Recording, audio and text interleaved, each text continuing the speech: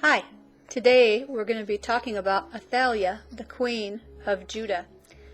She was the Queen of Judah from 842 to 836 BC. Athalia was the daughter of the wicked Israelite King Ahab and the Queen Jezebel. She was the wife of King Jehoram and the mother of King Ahaziah. She and her parents rank among the most evil of families in the Bible. Like her mother, she was a devoted follower of Baal and introduced his worship into the southern kingdom, just like her mother had done in the northern kingdom.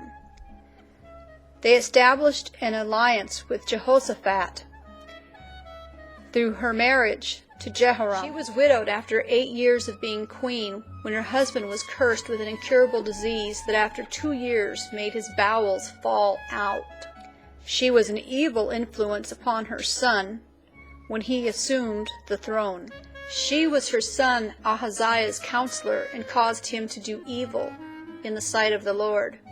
The peak of her wrongdoing came after Jehoram's death. Her son reigned for 1 year, and then he was killed by Jehu. She received word that her son had been killed by Jehu, in which her brother Joram and her mother Jezebel and at least 70 of her half-brothers and half-sisters were killed in Israel.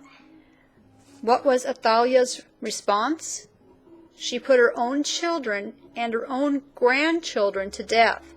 Not even her own flesh and blood would stop her in her quest for power. She was the only woman before and after to ever sit upon the throne of David. Her daughter Jehoshaba's last act was to hide Ahaziah's baby Joash, which was her nephew, from Athalia, ensuring that there was one survivor from the line of David. Preserving this one last child in the line of David provided that the line would continue so that the Messiah could be born from this line. For 7 years, Athalia ruled ruthlessly as the queen mother in Judah. Meanwhile, her grandson Joash was growing up. He was hidden in the temple. While he was still a child, Athalia was overthrown and killed. When Athalia heard the noise from the temple, she ran from her palace to see what was happening. When she got there, she saw her grandson. She rent her clothes and cried, "Treason! Treason!" She was forced out of the temple because Jehoiada didn't want her to defile the temple. She was pursued by soldiers. She went into the stable and she was slain there. The people rejoiced after she was killed. After her death, all of the houses of worship of Baal throughout the country were torn down.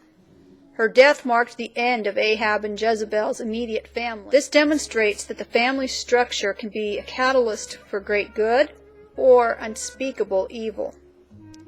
If we're not cautious, a natural love and respect for one's family can be usurped by equally natural selfish ambition for personal gain. The sins of the parents are often amplified by their children. You can read Athalia's story in 2 Kings chapter 8 verses 25 through chapter 11 verse 20 and 2 Chronicles chapter 24 and verse 7.